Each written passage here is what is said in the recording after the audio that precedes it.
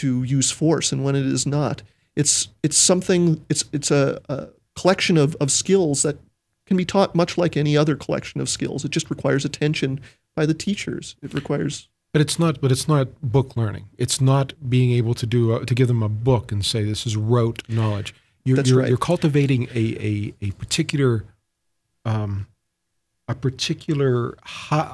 characteristic, a particular way to perceive. Yes. That is not inherently cultivatable in a rote environment. That's right.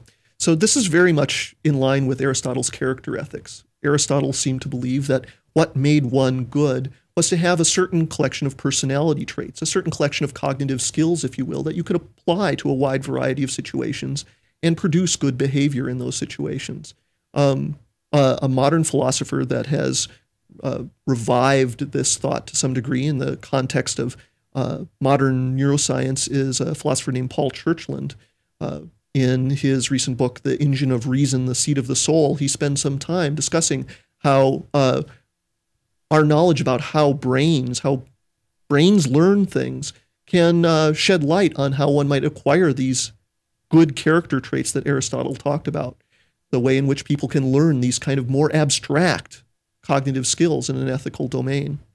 Another philosopher that's thought a lot about this recently is a philosopher named Mark Johnson. He wrote a book called Moral Imagination, where the title betrays an interest here in ethical reasoning as a creative process. He believes that how we deliberate about ethical issues is largely a matter of reasoning by analogy, and he thinks that the creative skills of reasoning by analogy and the preparation of filling your memory with appropriate stories, appropriate analogies, appropriate situations and experiences is what prepares us to successfully make those kinds of judgments. Are metaphors valuable?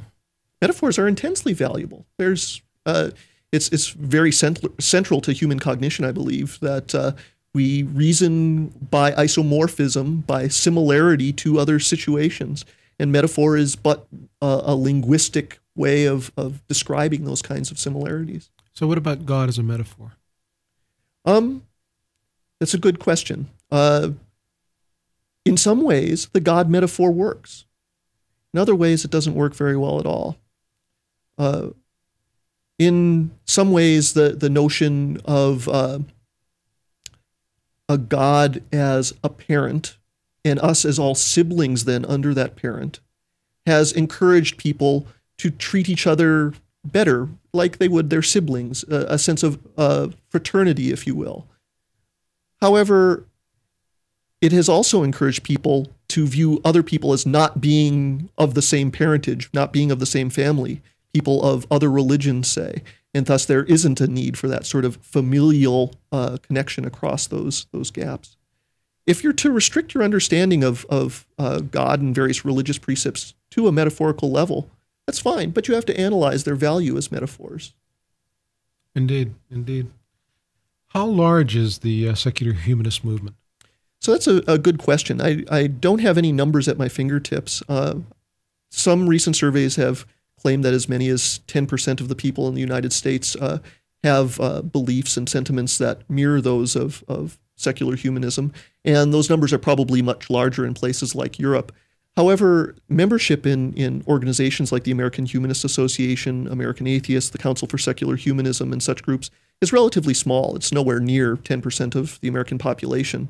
And those of us involved in the movement chalk this up to lack of awareness, essentially. The term secular humanist has probably fallen on the ears of most Americans only through the lips of people like Jerry Falwell, where it is essentially a synonym for demon or enemy. The true secular humanist stance has yet to really be heard by the vast majority of Americans. And that's interesting.